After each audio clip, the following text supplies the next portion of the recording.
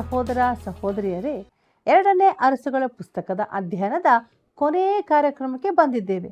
ಬಹು ಅಮೂಲ್ಯವಾದ ಸತ್ಯ ಸಂಗತಿಗಳನ್ನು ನಾವು ತಿಳಿದುಕೊಂಡಿದ್ದೇವೆ. ದೇವರಿಗೆ ಮಹಿಮೆಯಾಗಲಿ. ರಾಜ್ಯವು 2 ಭಾಗವಾಗಿ ನಾಶವಾದದ್ದು ಎಂಬ ವಿಷಯಗಳು, ಕೆಟ್ಟ ಒಳ್ಳೆಯ ಅರಸುಗಳು, ದೇವರ ದಂಡನೆ ಮುಂತಾದ ಸಂಗತಿಗಳು ನಮ್ಮ ಬುದ್ಧಿಯನ್ನು ಬೆಳಗಿದೆ. ಇಂದು ನಾವು ಯೆಹೂದ ರಾಜ್ಯವು ಸೆರೆಗೆ ಒಯ್ಯಲ್ಪಟ್ಟದ್ದು, ದೇವರ ಆಲಯವು ಸುಡಲ್ಪಟ್ಟದ್ದು ಎಂಬುದ ವಿಷಯವಾಗಿ ಪ್ರಾರ್ಥನಾಪೂರ್ವಕವಾಗಿ ಅಧ್ಯಯನ ಮಾಡೋಣ. ಕರೆ ಮಾಡಿ ಪ್ರೋತ್ಸಾಹಿಸಿದ ನಿಮ್ಮೆಲ್ಲರಿಗೂ ವಂದನೆಗಳು. ಕರ್ತನಲ್ಲಿ ಪ್ರೀತಿಯುಳ್ಳ ಸಹೋದರ ಸಹೋದರಿಯರೇ, ನಾನು ನಿಮ್ಮನ್ನು ಎಂದಿಗೂ ಕೈ ಬಿಡುವುದಿಲ್ಲ, ತೊರೆಯುವುದಿಲ್ಲ ಎಂಬುದಾಗಿ ಹೇಳಿದಂಥ ನಮ್ಮ ರಕ್ಷಕನಾದ ಯೇಸು ಕ್ರಿಸ್ತನ ಅತೀ ಪರಿಶುದ್ಧವುಳ್ಳ ನಾಮದಲ್ಲಿ ನಿಮ್ಮೆಲ್ಲರಿಗೂ ನನ್ನ ಹೃದಯಪೂರ್ವಕವಾದ ಪ್ರೀತಿಯ ವಂದನೆಗಳು. ಪ್ರಿಯರೇ, 2ನೇ ಅರಸುಗಳು ಪುಸ್ತಕದ ಅಧ್ಯಯನದ ಕೊನೆಯ ಕಾರ್ಯಕ್ರಮಕ್ಕೆ ನಾವು ಬಂದಿದ್ದೇವೆ. ಕಳೆದೆಲ್ಲ ಕಾರ್ಯಕ್ರಮಗಳಲ್ಲಿ ದೇವರು ತನ್ನ ವಾಕ್ಯದ ಮೂಲಕ ನಮ್ಮ ಸಂಗಡ ಮಾತನಾಡಿದ್ದಾನೆ, ಅನೇಕ ಸತ್ಯಗಳನ್ನು ತಿಳಿಯಪಡಿಸಿದ್ದಾನೆ. ಅವೆಲ್ಲವನ್ನು ನೆನಪು ಮಾಡಿಕೊಳ್ಳುತ್ತಾ ಇಂದು ನಾವು ಯೆಹೋಯಾಕೀಮನು ಅರಸನಾದದ್ದು ಎಂಬ ವಿಷಯವನ್ನು ಧ್ಯಾನಿಸುವುದರ ಮೂಲಕ ನಮ್ಮ ಅಧ್ಯಯನವನ್ನು ಪ್ರಾರಂಭಿಸೋಣ. 2ನೇ ಅರಸುಗಳು 23ನೇ ಅಧ್ಯಾಯ 34 ಮತ್ತು 37ನೇ ವಚನವನ್ನು ಗಮನಿಸಿರಿ.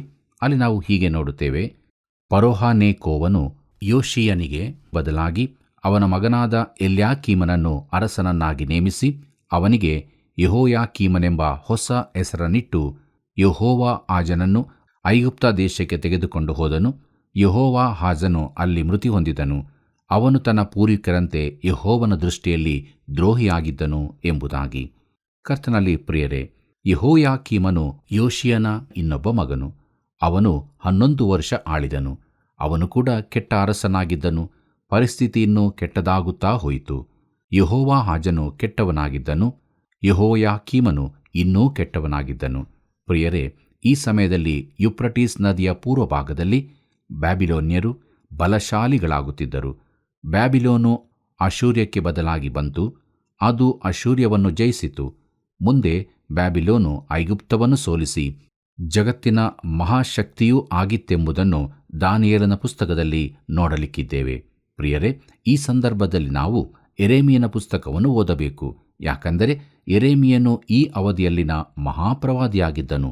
ಅವನು ಇಸ್ರಾಯೇಲನ್ನು ದೇವರ ಕಡೆಗೆ ತಿರುಗಿಕೊಳ್ಳಬೇಕೆಂತಲೂ ಅವರು ತಿರುಗಿಕೊಳ್ಳದಿದ್ದರೆ ಅವರು ಸರಿಯಾಗಿ ಬಾಬೇಲಿಗೆ ಒಯ್ಯಲ್ಪಡುವರೆಂದು ಎಚ್ಚರಿಸಿದನು. ಇಸ್ರಾಯೇಲ್ಯರು ಅವನ ಮಾತನ್ನು ನಂಬಲಿಲ್ಲ. ಯಾಕಂದರೆ ಆ ಸಮಯದಲ್ಲಿ ಬಾಬೇಲಿನ ಅರಸನಾದ ನೆಬುಕದ್ನೆಚ್ಚರನು ಅಷ್ಟು ಬಲಿಷ್ಠನಾಗಿರಲಿಲ್ಲ. ಸುಳ್ಳು ಪ್ರವಾದಿಗಳು ಜನರಿಗೆ ದೇವರು ಅವರನ್ನು ಕೈಬಿಡುವುದಿಲ್ಲವೆಂದು ಹೇಳುತ್ತಾ ಬಂದರು. ಯೆರೂಸಲೇಮು ದೇವರ ನಗರವಾಗಿದೆ. ಆತನ ಪರಿಶುದ್ಧ ಆಲಯವೂ ಅಲ್ಲಿದೆ. ಅವರು ಆತನಿಂದ ಆರಿಸಲ್ಪಟ್ಟ ಜನಾಂಗ. ಆದ್ದರಿಂದ ಆತನು ಅವರನ್ನು ಕೈಬಿಡುವುದಿಲ್ಲ. ಆತನಿಗೆ ಅವರಿಲ್ಲದೆ ಆಗದು ಎಂದೆಲ್ಲ ಹೇಳುತ್ತಿದ್ದರು. ಆದರೆ ಆತನು ಅವರಿಲ್ಲದೆ ಇರಬಲ್ಲನೆಂಬುದನ್ನು ಅವರು ಬೇಗದಲ್ಲೇ ತಿಳಿದುಕೊಂಡರು. ನಿಜವಾಗಿ ಆತನಿಗೆ ಆ ದೇವಾಲಯ ಬೇಕಿರಲಿಲ್ಲ. ಅದು ಬೇಗದಲ್ಲೇ ನಾಶವಾಗಲಿದೆ. ಪ್ರಿಯರೇ, ಮುಂದಕ್ಕೆ ನಾವು 2ನೇ ಅರಸುಗಳು ಪುಸ್ತಕದ 24 ಮತ್ತು 25ನೇ ಅಧ್ಯಾಯದ ಧ್ಯಾನಕ್ಕೆ ಮುಂದುವರಿಯೋಣ. ಇದರ ಮುಖ್ಯ ಪ್ರಸ್ತಾಪ ಯೆಹೂದ ರಾಜ್ಯವು ಸೆರೆಗೆ ಒಯ್ಯಲ್ಪಟ್ಟದ್ದು, ನೆಬುಕದ್ನೆಚ್ಚರನು ಯೆಹೂದಕ್ಕೆ ವಿರೋಧವಾಗಿ ಬಂದದ್ದು ಎಂಬುದಾಗಿದೆ. 2ನೇ ಅರಸುಗಳು 24ನೇ ಅಧ್ಯಾಯ 1ನೇ ವಚನ ಹೀಗೆ ಹೇಳುತ್ತದೆ: ಅವನ ಕಾಲದಲ್ಲಿ ಬಾಬೇಲಿನ ಅರಸನಾದ ನೆಬುಕದ್ನೆಚ್ಚರನು ಬಂದನು. ಯೆಹೋಯಾಕೀಮನು ಅವನಿಗೆ ಅಧೀನನಾಗಿ 3 ವರ್ಷಗಳಾದ ನಂತರ ಅವನಿಗೆ ವಿರೋಧವಾಗಿ ತಿರುಗಿಬಿದ್ದನು ಎಂಬುದಾಗಿ. ಕರ್ತನಲ್ಲಿ ಪ್ರಿಯರೇ, ಐಗುಪ್ತದ ಫರೋಹನೇಕೋವನು ಯೆಹೋಯಾಕೀಮನನ್ನು ಸಿಂಹಾಸನದಲ್ಲಿ ಕುಳ್ಳಿರಿಸಿದನು. ಆದರೆ ಅವನು ಐಗುಪ್ತದ ಎಲ್ಲ ಐಶ್ವರ್ಯಗಳನ್ನು ಬಾಬೇಲಿನ ಅರಸನಾದ ನೆಬುಕದ್ನೆಚ್ಚರನಿಗೆ ಕೊಡಬೇಕಾಯಿತು. ಈಗ ನೆಬುಕದ್ನೆಚ್ಚರನು ಯೆಹೂದಕ್ಕೆ ವಿರುದ್ಧವಾಗಿ ಬಂದಾಗ ಯೆಹೋಯಾಕೀಮನು 3 ವರ್ಷ ಅವನಿಗೆ ಅಧೀನನಾಗಿದ್ದು ಮತ್ತೆ ವಿರೋಧವಾಗಿ ನಿಂತನು ಎಂಬುದನ್ನು ನೋಡಿದ್ದೇವೆ. 2ನೇ ಅರಸುಗಳು 24ನೇ ಅಧ್ಯಾಯ 2 ಮತ್ತು 3ನೇ ವಚನವನ್ನು ಗಮನಿಸಿರಿ. ಅಲ್ಲಿ ನಾವು ಹೀಗೆ ನೋಡುತ್ತೇವೆ: ಯೆಹೋವನು ತನ್ನ ಸೇವಕರಾದ ಪ್ರವಾದಿಗಳ ಮುಖಾಂತರವಾಗಿ ಮುಂತಿಳಿಸಿದ ಪ್ರಕಾರ ಯೆಹೂದ ರಾಜ್ಯವನ್ನು ಹಾಳು ಮಾಡುವುದಕ್ಕೋಸ್ಕರ ಕಸ್ದೀಯರ, ಆರಾಮ್ಯರ, ಮೋವಾಬ್ಯರ, ಅಮ್ಮೋನಿಯರ ಸುಲಿಗೆಯ ಗುಂಪುಗಳನ್ನು ಕಳುಹಿಸಿದನು. ಯೆರೂಸಲೇಮನ್ನು ನಿರಪರಾಧ ರಕ್ತದಿಂದ ತುಂಬಿಸಿ ಮನಸ್ಸೆಯ ದುಷ್ಕೃತ್ಯಗಳನ್ನು ಯೆಹೋವನು ಕ್ಷಮಿಸದೆ ಹೋದನು ಎಂಬುದಾಗಿ. ಕರ್ತನಲ್ಲಿ ಪ್ರೀತಿಯುಳ್ಳ ಸಹೋದರ ಸಹೋದರಿಯರೇ, ನಾವು ಮೊದಲು ನೋಡಿದಂತೆ ಮನಸ್ಸೆಯು ಕೆಟ್ಟ ಅರಸನಾಗಿದ್ದನು. ಈ ಜನರು ಮನಸ್ಸೆಯ ದುರ್ಮಾರ್ಗಗಳನ್ನು ಬಿಡದೆ ಅನುಸರಿಸಿದ್ದರಿಂದ ಅವರು ಸರಿಯಾಗಿ ಹೋಗಲಿದ್ದಾರೆ. ಮುಂದಕ್ಕೆ ನಾವು ನೋಡೋಣ. 2 ಅರಸುಗಳು 24ನೇ ಅಧ್ಯಾಯ 4ನೇ ವಚನವನ್ನು. ಅಲ್ಲಿ ಹೀಗೆ ಬರೆದದೆ, ಅವುಗಳಿಗಾಗಿ ಆತನು ಯೆಹೂದ್ಯರನ್ನು ತನ್ನ ಸನ್ನಿಧಿಯಿಂದ ತೆಗೆದುಹಾಕಬೇಕೆಂದಿದ್ದರಿಂದ ಆತನ ಅಪ್ಪಣೆಯ ಪ್ರಕಾರ ಈ ಶಿಕ್ಷೆಯು ಅವರಿಗೆ ಆಯಿತು ಎಂಬುದಾಗಿ. ಪ್ರೀತಿಯುಳ್ಳ ದೇವಜನರೇ, ದೇವರು ಎಲ್ಲ ಪಾಪಗಳನ್ನು ಕ್ಷಮಿಸುವನೆಂಬುದು ಸತ್ಯವಾದರೂ ಪಾಪಿಯು ದೇವರ ಬಳಿಗೆ ಪಶ್ಚಾತ್ತಾಪದೊಡನೆ ಬರಬೇಕಿದೆ. ಕ್ಷಮಿಸಲಾರದ ಕೆಲವು ಪಾಪಗಳಿವೆ. ಕ್ರಿಸ್ತನು ಎಲ್ಲಾ ಪಾಪಗಳಿಗಾಗಿ ಪ್ರಾಣ ಕೊಟ್ಟಿರುವುದಾದರೂ ಜನರು ಪಶ್ಚಾತ್ತಾಪದೊಂದಿಗೆ ಕ್ರಿಸ್ತನ ಬಳಿಗೆ ಬರುವುದಿಲ್ಲವಾದ್ದರಿಂದ ಅವರಿಗೆ ಕ್ಷಮಾಪಣೆ ದೊರಕುವುದಿಲ್ಲ. ಪ್ರಿಯರೇ, ಲೋಕದಲ್ಲಿ ಆತನೊಬ್ಬನೇ, ಅಂದರೆ ಯೇಸು ಕ್ರಿಸ್ತನು, ಪಾಪಗಳನ್ನು ಕ್ಷಮಿಸಬಲ್ಲನು. ಆತನು ನಿನ್ನ ಪಾಪಗಳಿಗಾಗಿ ಪ್ರಾಣ ಕೊಟ್ಟು ಪಾಪಕ್ಕಾಗಿ ಬೆಲೆ ಕೊಟ್ಟನು. ಬೇರೆ ಯಾರೂ ಪಾಪವನ್ನು ಕ್ಷಮಿಸಬಲ್ಲನು? ಆತನು ಮಾತ್ರ ಮಾರ್ಗವೂ ಸತ್ಯವೂ ಜೀವವೂ ಆಗಿದ್ದಾನೆ. ಮುಂದಕ್ಕೆ ನಾವು ನೋಡೋಣ. ಯೆಹೋಯಾಕೀಮನ ಮರಣ, ಯೆಹೋಯಾಕೀನನು ಅರಸನಾದದ್ದು ಎಂಬುದಾಗಿ. 2 ಅರಸುಗಳು 24ನೇ ಅಧ್ಯಾಯ 5 ಮತ್ತು 6ನೇ ವಚನವನ್ನು ಗಮನಿಸಿರಿ. ಅಲ್ಲಿ ನಾವು ಹೀಗೆ ನೋಡುತ್ತೇವೆ. ಯೆಹೋಯಾಕೀಮನ ಉಳಿದ ಚರಿತ್ರೆಯು, ಅವನ ಎಲ್ಲಾ ಕೃತ್ಯಗಳು ಯೆಹೂದ ರಾಜಕಾಲ ವೃತ್ತಾಂತವೆಂಬ ಗ್ರಂಥದಲ್ಲಿ ಬರೆದಿರುತ್ತದೆ. ಅವನು ಪಿತೃಗಳ ಬಳಿಗೆ ಸೇರಲು ಅವನಿಗೆ ಬದಲಾಗಿ ಅವನ ಮಗನಾದ ಯೆಹೋಯಾಕೀನನು ಅರಸನಾದನು ಎಂಬುದಾಗಿ. ಕರ್ತನಲ್ಲಿ ಪ್ರಿಯರೇ, ತಂದೆ ಮಗನ ಹೆಸರುಗಳು ಒಂದೇ ಆಗಿ ಕಾಣುತ್ತವೆ, ನಮಗೆ ಗಲಿಬಿಲಿ ಹುಟ್ಟಿಸುತ್ತವೆ. ಮುಂದಕ್ಕೆ ನಾವು ನೋಡೋಣ. 2 ಅರಸುಗಳು 24ನೇ ಅಧ್ಯಾಯ 7ನೇ ವಚನವನ್ನು. ಅಲ್ಲಿ ಹೀಗೆ ಬರೆದದೆ, ಬಾಬೇಲಿನ ಅರಸನು ಐಗುಪ್ತದ ಹಳ್ಳಕ್ಕೂ ಯುಪ್ರಟೀಸ್ ನದಿಗೂ ಮಧ್ಯದಲ್ಲಿದ್ದ ಐಗುಪ್ತ ರಾಜನ ಎಲ್ಲಾ ದೇಶವನ್ನು ಸ್ವಾಧೀನ ಮಾಡಿಕೊಂಡನು. ಅಂದಿನಿಂದ ಐಗುಪ್ತದ ಅರಸನು ತನ್ನ ದೇಶದಿಂದ ಈಚೆಗೆ ಬರಲೇ ಇಲ್ಲ ಎಂಬುದಾಗಿ. ಪ್ರೀತಿಯುಳ್ಳ ದೇವಜನರೇ, ಈ ದೇಶವು ಅಬ್ರಹಾಮನಿಗೂ ಅವನ ಸಂತತಿಗೂ ದೇವರು ವಾಗ್ದಾನ ಮಾಡಿದ ದೇಶವಾಗಿತ್ತು. ಈಗ ಇಸ್ರಾಯೇಲಿನ ಬದಲು ಅದು ಬಾಬೇಲಿನ ವಶದಲ್ಲಿರುವುದು ಹೇಗೆ? 2 ಅರಸುಗಳು 24ನೇ ಅಧ್ಯಾಯ 8 ಮತ್ತು 9ನೇ ವಚನವನ್ನು ಗಮನಿಸಿರಿ. ಅಲ್ಲಿ ನಾವು ಹೀಗೆ ನೋಡುತ್ತೇವೆ. ಯೆಹೋಯಾಕೀನನು ಅರಸನಾದಾಗ 18 ವರ್ಷದವನಾಗಿದ್ದು ಯೆರೂಸಲೇಮಿನಲ್ಲಿ 3 ತಿಂಗಳು ಆಳಿದನು. ಯೆರೂಸಲೇಮಿನ ಎಲ್ನಾತಾನನ ಮಗಳಾದ ನೆಹುಷ್ಟ ಎಂಬಾಕೆಯು ಇವನ ತಾಯಿ. ಇವನು ತನ್ನ ತಂದೆಯಂತೆ ಯೆಹೋವನ ದೃಷ್ಟಿಯಲ್ಲಿ ದ್ರೋಹಿಯಾಗಿದ್ದನು ಎಂಬುದಾಗಿ. ಪ್ರಿಯರೇ, ಅವರು ಬಾಬೇಲಿನ ವಶವಾಗುವುದಕ್ಕೆ ಇದೇ ಕಾರಣವಾಗಿದೆ. ಅವರು ಪಾಪ ಮಾಡುವುದನ್ನು, ದೇವರಿಗೆ ವಿರೋಧವಾಗಿ ತಿರುಗಿ ಬೀಳುವುದನ್ನು ನಿಲ್ಲಿಸಲೇ ಇಲ್ಲ. ದೇವರು ಅವರಿಗೆ ಕಾನಾನ್ ದೇಶವನ್ನು ಕೊಡುವಾಗ ಒಂದು ಷರ್ತ ಹಾಕಿದ್ದನು. ಅದು ಅವರ ವಿಧೇಯತೆಯೇ. ಅವರ ದೇಶ ಅವರ ಸ್ವಾಧೀನದಲ್ಲಿಯೇ ಇದೆಯೋ? ದೇವರು ಅದನ್ನವರಿಗೆ ಕೊಟ್ಟದ್ದು ನಿಶ್ಶರ್ತವಾಗಿ, ಆದರೆ ಅದರ ಸ್ವಾಧೀನತೆಗೆ ಶರ್ತವಿತ್ತು. ಅವರು ಆ ಶರ್ತವನ್ನು ಪೂರೈಸಲಿಲ್ಲ. ಮುಂದಕ್ಕೆ ನಾವು ನೋಡೋಣ. ಯೆಹೋಯಾಕೀನನು ಸೆರೆಗೆ ಒಯ್ಯಲ್ಪಟ್ಟದ್ದು ಪ್ರಥಮ ದೇಶಭ್ರಷ್ಟತೆ ಎಂಬುದಾಗಿ. 2 ಅರಸುಗಳು 24ನೇ ಅಧ್ಯಾಯ 10ನೇ ವಚನದಿಂದ 12ನೇ ವಚನದವರೆಗೆ ಗಮನಿಸಿರಿ. ಅಲ್ಲಿ ನಾವು ಹೀಗೆ ನೋಡುತ್ತೇವೆ. ಇವನ ಕಾಲದಲ್ಲಿ ಬಾಬೇಲಿನ ಅರಸನಾದ ನೆಬುಕದ್ನೆಜರನ ಸೈನ್ಯದವರು ಯೆರೂಸಲೇಮಿಗೆ ಮುತ್ತಿಗೆ ಹಾಕಿದರು. ಅಷ್ಟರಲ್ಲಿ ನೆಬುಕದ್ನೆಜರನೂ ಬಂದನು. ಆಗ ಯೆಹೂದದ ಅರಸನಾದ ಯೆಹೋಯಾಕೀನನು ತನ್ನ ತಾಯಿ ಪರಿವಾರದವರು, ಸೇನಾಪತಿಗಳು, ಕಂಚುಕಿಗಳು ಇವರೊಡನೆ ಅವನ ಬಳಿಗೆ ಹೋದನು. ಅವನು ಇವನನ್ನು ತನ್ನ ಆಳಿಕೆಯ 8ನೇ ವರ್ಷದಲ್ಲಿ ಸೆರೆ ಹಿಡಿದನು ಎಂಬುದಾಗಿ. ಕರ್ತನಲ್ಲಿ ಪ್ರಿಯರೇ, ಅರಸನೂ ಅವನ ಪ್ರಧಾನರು, ಪ್ರಮುಖರು ಸೆರೆಯಾಗಿ ಮೊದಲ ಹಂತದಲ್ಲಿ ಒಯ್ಯಲ್ಪಟ್ಟರು. ಇದು ಕ್ರಿಸ್ತಪೂರ್ವ 605ರಲ್ಲಿ ಸಂಭವಿಸಿತು. 2 ಅರಸುಗಳು 24ನೇ ಅಧ್ಯಾಯ 13ನೇ ವಚನದಿಂದ 15ನೇ ವಚನದವರೆಗೆ ನೋಡೋಣ.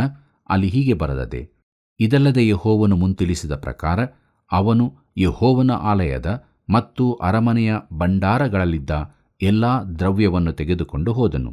ಇಸ್ರಾಯೇಲ್ಯರ ಅರಸನಾದ ಸೊಲೊಮೋನನು ಯೆಹೋವನ ಆಲಯಕ್ಕಾಗಿ ಮಾಡಿಸಿದ್ದ ಬಂಗಾರದ ಎಲ್ಲಾ ಸಾಮಾನುಗಳನ್ನು ಮುರಿದುಬಿಟ್ಟನು.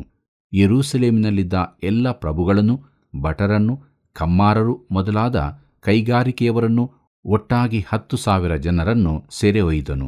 ದೇಶದ ಜನರಲ್ಲಿ ಕೇವಲ ಬಡವರು ಹೊರತಾಗಿ ಯಾರನ್ನೂ ಬಿಡಲಿಲ್ಲ. ಅವನು ಯೆಹೋಯಾಕೀನನನ್ನು, ಅವನ ತಾಯಿ, ಹೆಂಡತಿಯರು, ಕಂಚುಕಿಗಳು, ದೇಶದ ಪ್ರಧಾನ ಪುರುಷರು ಇವರನ್ನು, 7,000 ಮಂದಿ ಭಟರನ್ನು, 1,000 ಮಂದಿ ಕಮ್ಮಾರರು ಮೊದಲಾದ ಕೈಗಾರಿಕೆಯವರನ್ನು ಯೆರೂಸಲೇಮಿನಿಂದ ಬಾಬೇಲಿಗೆ ಒಯ್ದನು. ಅವರೆಲ್ಲರೂ ಪುಷ್ಟರೂ ರಣವೀರರೂ ಆಗಿದ್ದರು ಎಂಬುದಾಗಿ.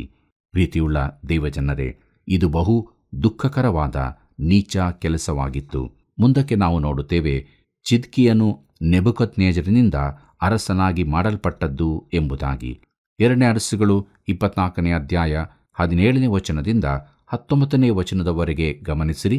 ಅಲ್ಲಿ ನಾವು ಹೀಗೆ ನೋಡುತ್ತೇವೆ, ಬಾಬೇಲಿನ ಅರಸನು ಯೆಹೋಯಾಕೀನನಿಗೆ ಬದಲಾಗಿ ಅವನ ಚಿಕ್ಕಪ್ಪನಾದ ಮತ್ತಾನ್ಯ ಎಂಬವನನ್ನು ಅರಸನನ್ನಾಗಿ ನೇಮಿಸಿ ಅವನಿಗೆ ಚಿದ್ಕೀಯ ಎಂದು ಹೆಸರಿಟ್ಟನು. ಚಿದ್ಕೀಯನು ತನ್ನ 21ನೇ ವರ್ಷ ತುಂಬಿದ ಮೇಲೆ ಅರಸನಾಗಿ ಯೆರೂಸಲೇಮಿನಲ್ಲಿ 11 ವರ್ಷ ಆಳಿದನು. ಲಿಬ್ನಾದವಳು ಯೆರೆಮೀಯನ ಮಗಳೂ ಆದ ಹಮುಟಲ್ ಎಂಬಾಕೆಯು ಇವನ ತಾಯಿ. ಇವನು ಯೆಹೋಯಾಕೀಮನಂತೆ ಯೆಹೋವನ ದೃಷ್ಟಿಯಲ್ಲಿ ದ್ರೋಹಿಯಾಗಿದ್ದನು ಎಂಬುದಾಗಿ. ಕರ್ತನಲ್ಲಿ ಪ್ರಿಯರೇ, ಚಿದ್ಕೀಯನು ಯೆಹೋಯಾಕೀನನ ಚಿಕ್ಕಪ್ಪನಾಗಿದ್ದನು. ಅವನು ಅರಸರಲ್ಲಿ ಒಳ್ಳೆಯವನಾಗಿರಲಿಲ್ಲ. ಸೆರೆಯಾಗಿ ಹೋದದ್ದರಿಂದ ಅವನು ಸುಧಾರಿಸಿರಬಹುದೆಂದು ನೀವು ನೆನೆಸಿರಬಹುದು. ಆದರೆ ಹಾಗಾಗಲಿಲ್ಲ. ದುರಂತವು ಒಬ್ಬನ ಜೀವಿತದಲ್ಲಿ 2ರಲ್ಲೊಂದು ಸಂಗತಿಯನ್ನುಂಟು ಮಾಡುತ್ತದೆ. ಅದು ವ್ಯಕ್ತಿಯನ್ನು ಮೃದುಗೊಳಿಸುತ್ತದೆ, ಇಲ್ಲವೇ ಕಠಿಣನನ್ನಾಗಿ ಮಾಡುತ್ತದೆ. ಒಂದೋ ದೇವರ ಕಡೆಗೆ ಸೆಳೆಯುತ್ತದೆ, ಇಲ್ಲವೇ ದೇವರಿಂದ ದೂರ ಮಾಡುತ್ತದೆ. ತೊಂದರೆ ಕಷ್ಟಗಳನ್ನು ಅನುಭವಿಸಿದ ಬಳಿಕ ನೀನು ಮೊದಲಿದ್ದಂತೆಯೇ ಇರಲಾರಿ.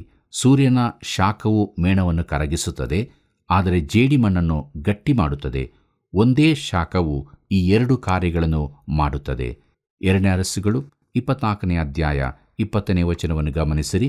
ಅಲ್ಲಿ ಹೀಗೆ ಬರೆದದೆ, ಯೆಹೋವನು ಯೆರೂಸಲೇಮಿನವರ ಮೇಲೆಯೂ ಬೇರೆ ಎಲ್ಲ ಯೆಹೂದ್ಯರ ಮೇಲೆಯೂ ಇದನ್ನೆಲ್ಲ ಬರಮಾಡಿ ಕಡೆಯಲ್ಲಿ ಅವರನ್ನು ತನ್ನ ಸನ್ನಿಧಿಯಿಂದ ತಳ್ಳಿ ಬಿಡುವಷ್ಟು ರೋಷವುಳ್ಳವನಾದನು. ಚಿದ್ಕೀಯನು ಬಾಬೇಲಿನ ಅರಸನಾದ ನೆಬೂಕದ್ನೆಚ್ಚರನಿಗೆ ವಿರೋಧವಾಗಿ ತಿರುಗಿ ಬಿದ್ದದರಿಂದ ಎಂಬುದಾಗಿ. ಕರ್ತನಲ್ಲಿ ಪ್ರೀತಿಯುಳ್ಳ ಸಹೋದರ ಸಹೋದರಿಯರೇ, ಮುಂದೊಂದಾವರ್ತಿ ಸುಳ್ಳು ಪ್ರವಾದಿಗಳು ದೇವರು ನಮ್ಮ ಪಕ್ಷದಲ್ಲಿದ್ದಾನೆ ಎಂದು ಹೇಳುತ್ತಾ ಬಂದರು. ಆದರೆ ಇಸ್ರಾಯೇಲ್ಯರು ದೇವರ ಪಕ್ಷದಲ್ಲಿಲ್ಲದ್ದರಿಂದ ಆತನು ಅವರ ಪಕ್ಷದಲ್ಲಿರಲಿಲ್ಲ. ಪ್ರಿಯರೇ, ನಾವು ಊಹನೆ ಮಾಡಿಕೊಳ್ಳುವುದರ ಕುರಿತಾಗಿ ಎಚ್ಚರದಿಂದಿರಬೇಕು. ಅನೇಕರು ಹೀಗೆ ಹೇಳುತ್ತಾರೆ, ನಾನು ಇದನ್ನು ಮಾಡುವುದೇಕೆಂದರೆ ಅದು ದೇವರ ಚಿತ್ತವೇ ಆಗಿದೆ ಎಂದು ನನಗೆ ತಿಳಿದಿದೆ ಎಂಬುದಾಗಿ. ಆತನು ನನಗೆ ಅದನ್ನು ಪ್ರಕಟಿಸಿದ್ದಾನೆ. ಬಳಿಕ ತಮ್ಮ ಮನಸ್ಸಿನಲ್ಲಿದ್ದ ಕಾರ್ಯವನ್ನು ಅವರು ಮಾಡುತ್ತಾರೆ, ಅದರಲ್ಲಿ ಸೋತು ಹೋಗುತ್ತಾರೆ. ದೇವರು ಅದರಲ್ಲಿರಲಿಲ್ಲ.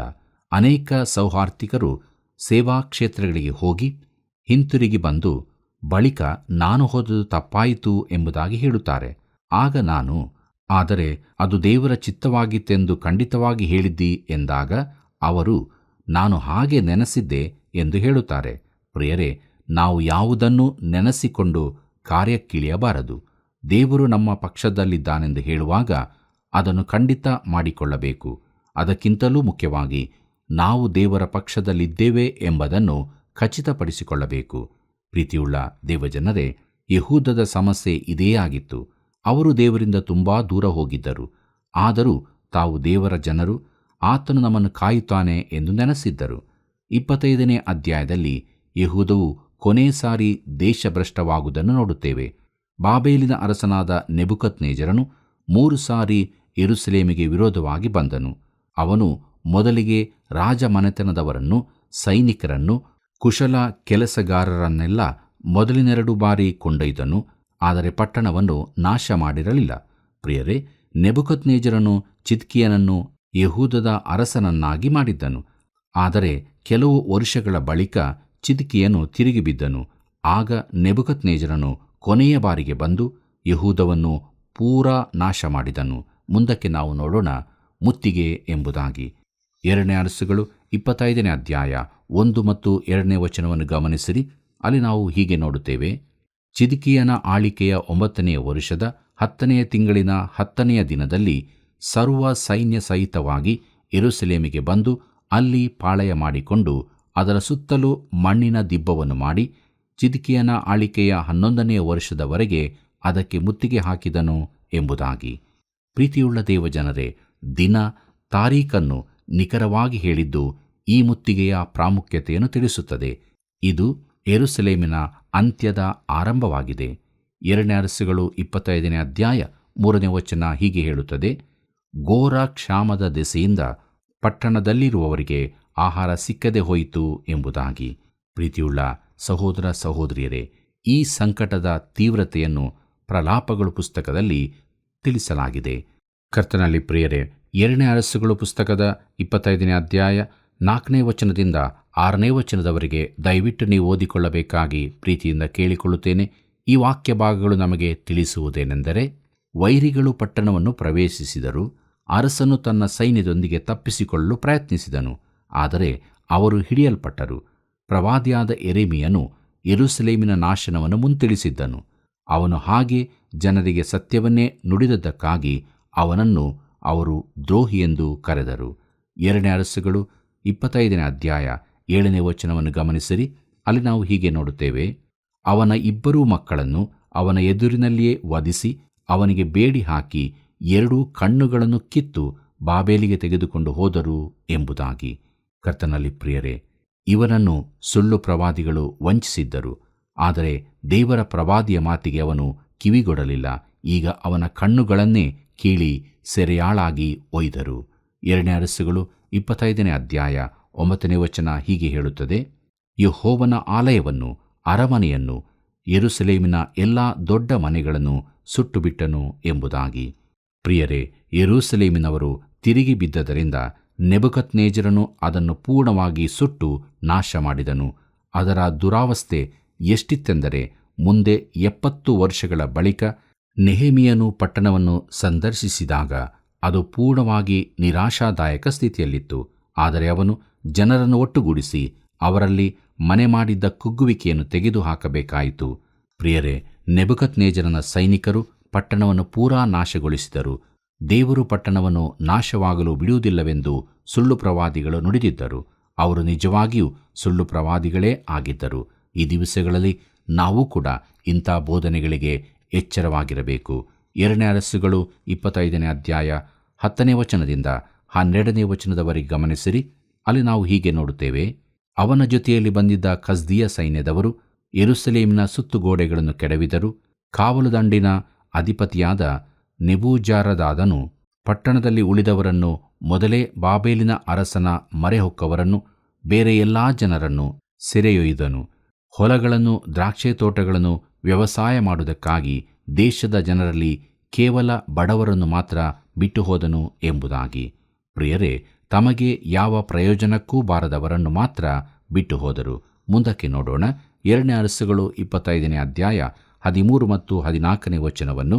ಅಲ್ಲಿ ಹೀಗೆ ಬರೆದದೆ, ಕಸ್ದೀಯರು ಯೆಹೋವನ ಆಲಯದ ಬಳಿಯಲ್ಲಿದ್ದ ತಾಮ್ರದ ಕಂಬಗಳನ್ನು, ಪೀಠಗಳನ್ನು, ಸಮುದ್ರವೆನಿಸಿಕೊಂಡ ಪಾತ್ರೆಯನ್ನು ಒಡೆದು ಅವುಗಳ ತಾಮ್ರವನ್ನು, ದೇವಾಲಯದ ಸೇವೆಗಾಗಿ ಉಪಯೋಗಿಸುತ್ತಿದ್ದ ಬೋಗುಣಿ, ಸಲಿಕೆ, ಕತ್ತರಿ, ಧೂಪಾರತಿ ಮೊದಲಾದ ತಾಮ್ರದ ಸಾಮಾನುಗಳನ್ನು ಬಾಬೇಲಿಗೆ ತೆಗೆದುಕೊಂಡು ಹೋದರು ಎಂಬುದಾಗಿ.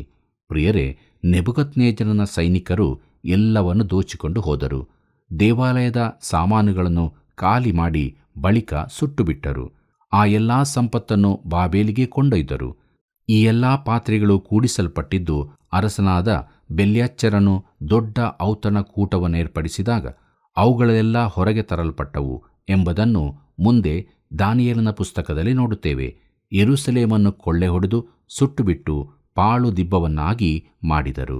ಪ್ರೀತಿಯುಳ್ಳ ಸಹೋದರ ಸಹೋದರಿಯರೇ, ಯೆರೂಸಲೇಮು ಸುಮಾರು 27 ಬಾರಿ ನಾಶ ಮಾಡಲ್ಪಟ್ಟಿತು. ಪ್ರತಿ ಸಾರಿಯೂ ಅವಶೇಷಗಳ ಮೇಲೆ ಪಟ್ಟಣವು ಪುನಃ ಕಟ್ಟಲ್ಪಟ್ಟಿತು. ಈಗಿನ ಯೆರೂಸಲೇಮ್ ಗುಡ್ಡವು ಹಿಂದಿನ ಅವಶೇಷಗಳ ಮೇಲೆ ಕಟ್ಟಲ್ಪಟ್ಟದಾಗಿದೆ. ಅನೇಕರು ಪ್ರವಾಸಿಗರ ಮಾರ್ಗದರ್ಶಕರು ಹೇಳುತ್ತಾರೆ, ಯೆರೂಸಲೇಮಿಗೆ ಹೋಗಿ ಯೇಸು ನಡೆದಾಡಿದ ಸ್ಥಳಗಳಲ್ಲಿ ನಡೆಯಿರಿ ಎಂದು. ಪ್ರಿಯರೇ, ಆದರೆ ಅದು ವಾಸ್ತವವಲ್ಲ. ಯೇಸು ವಾಸಿಸಿದ, ನಡೆದಾಡಿದ ಸ್ಥಳಗಳು ರಾಶಿ ರಾಶಿ ಅವಶೇಷಗಳಡಿ ಒದಗಿ ಹೋಗಿದೆ. ಕೆಲವು ಸ್ಥಳಗಳಲ್ಲಿ 20 ಅಡಿಯಷ್ಟು, 25, 45 ಅಡಿಗಳಷ್ಟು ಮಣ್ಣಿನ ರಾಶಿ ಬಿದ್ದಿರುತ್ತದೆ. ಪ್ರಿಯರೇ, ಮುಂದಕ್ಕೆ ನೋಡೋಣ. ಗೆದಲ್ಯನು ದೇಶಾಧಿಪತಿಯಾಗಿ ನೇಮಿಸಲ್ಪಟ್ಟದ್ದು ಎಂಬುದಾಗಿ. 2ನೇ ಅರಸುಗಳು 25ನೇ ಅಧ್ಯಾಯ 24ನೇ ವಚನ ಹೀಗೆ ಹೇಳುತ್ತದೆ, ಗೆದಲ್ಯನು ಇವರಿಗೂ ಇವರ ಜನರಿಗೂ ಕಸ್ದೀಯರ ಸೈನ್ಯದವರಿಗೂ ಹೆದರಬೇಡಿರಿ, ಬಾಬೇಲಿನ ಅರಸನಿಗೆ ಒಳಗಾಗಿದ್ದು ಇಲ್ಲಿಯೇ ವಾಸಿಸಿರಿ, ಆಗ ನಿಮಗೆ ಸುಖವಾಗುವುದು ಎಂದು ಆಣೆಯಿಟ್ಟು ಹೇಳಿದನು ಎಂಬುದಾಗಿ. ಪ್ರಿಯರೇ, ದೇಶದಲ್ಲಿ ಉಳಿದವರನ್ನು ನೋಡಿಕೊಳ್ಳಲು ಅರಸನಾದ ನೆಬುಕದ್ನೆಚ್ಚರನು ಗೆದಲ್ಯನನ್ನು ಅಧಿಪತಿಯನ್ನಾಗಿ ನೇಮಿಸಿದನು. ಅವರು ಅವನ ಮಾತಿಗೂ ದೇಶದಲ್ಲಿ ಇದ್ದ ಸರಕಾರಕ್ಕೆ ಅಧೀನರಾಗಬೇಕೆಂಬ ಯೆರೆಮೀಯನ ಮಾತಿಗೂ ಅವರು ಒಪ್ಪಿಕೊಳ್ಳಬೇಕಾಗಿತ್ತು. ಆದರೆ ಅದಕ್ಕೆ ಬದಲಾಗಿ ಅವರು ದೇಶಾಧಿಪತಿಯಾದ ಗೆದಲ್ಯನನ್ನು ಕೊಂದುಬಿಟ್ಟರು. 2 ಅರಸುಗಳು 25ನೇ ಅಧ್ಯಾಯ 25 ಮತ್ತು 26ನೇ ವಚನವನ್ನು ಗಮನಿಸಿರಿ. ಅಲ್ಲಿ ಹೀಗೆ ನೋಡುತ್ತೇವೆ. ಆದರೆ 7ನೇ ತಿಂಗಳಿನಲ್ಲಿ ರಾಜವಂಶದವನು ಎಲಿಷಾಮನ ಮೊಮ್ಮಗನು ನೆತನ್ಯನ ಮಗನೂ ಆದ ಇಷ್ಮಾಯೇಲನು 10 ಮಂದಿ ಆಳುಗಳೊಡನೆ ಬಂದು ಗೆದಲ್ಯನನ್ನು ಅವನ ಸಂಗಡ ಮಿಚ್ಪಾದಲ್ಲಿದ್ದ ಯೆಹೂದ್ಯರನ್ನು ಕಸ್ದೀಯರನ್ನು ಸಂಹರಿಸಿದನು. ಆಗ ಎಲ್ಲಾ ಚಿಕ್ಕವರು ದೊಡ್ಡವರು ಸೇನಾಪತಿಗಳು ಕಸ್ದೀಯರಿಗೆ ಹೆದರಿ ಐಗುಪ್ತಕ್ಕೆ ಓಡಿಹೋದರು ಎಂಬುದಾಗಿ. ಪ್ರಿಯರೇ, ಕಸ್ದೀಯರಿಗೆ ಹೆದರಿ ಐಗುಪ್ತಕ್ಕೆ ಓಡಿಹೋದರು. ಬಹು ಸಂಖ್ಯೆಯ ಜನರು ಐಗುಪ್ತಕ್ಕೆ ಓಡಿಹೋಗಿ ಅಲ್ಲಿ ವಸಾಹತುದಾರರಾದರು. ಯೆರೆಮೀಯನು ಸಹ ಜನರೊಂದಿಗೆ ಹೋದನು. ಆದರೆ ಇಷ್ಟವಿದ್ದು ಅಲ್ಲ, ಒತ್ತಾಯದ ಮೇರೆಗೆ ಅವನು ಹೋದನು. ಮುಂದಕ್ಕೆ ನಾವು ನೋಡೋಣ, ಯೆಹೋಯಾಕೀನನಿಗೆ ಬಿಡುಗಡೆಯಾದದ್ದು ಎಂಬುದಾಗಿ. ಪ್ರಿಯರೇ, ಕೊನೆಯದಾಗಿ 2 ಅರಸುಗಳು 25ನೇ ಅಧ್ಯಾಯ 27ನೇ ವಚನದಿಂದ 30ನೇ ವಚನದವರೆಗೆ ಗಮನಿಸಿರಿ. ಅಲ್ಲಿ ನಾವು ಹೀಗೆ ನೋಡುತ್ತೇವೆ. ಎವಿಲ್ಮೆರೋದಕನು ತಾನು ಪಟ್ಟಕ್ಕೆ ಬಂದ 1ನೇ ವರ್ಷದಲ್ಲಿ, ಅಂದರೆ ಯೆಹೂದದ ಅರಸನಾದ ಯೆಹೋಯಾಕೀನನ ಸೆರೆಯ 37ನೇ ವರ್ಷದ 12ನೇ ತಿಂಗಳಿನ 27ನೇ ದಿನದಲ್ಲಿ ಯೆಹೋಯಾಕೀನನನ್ನು ಸೆರೆಮನೆಯಿಂದ ಬಿಡಿಸಿ ಅವನನ್ನು ಮೇಲಕ್ಕೆ ಎತ್ತಿದನು. ಅವನೊಡನೆ ಪ್ರೀತಿಯಿಂದ ಮಾತಾಡಿ ಅವನ ಸಂಗಡ ಬಾಬೇಲಿನಲ್ಲಿದ್ದ ಎಲ್ಲ ಅರಸುಗಳಲ್ಲಿ ಅವನಿಗೆ ಉನ್ನತ ಸ್ಥಾನವನ್ನು ಕೊಟ್ಟನು.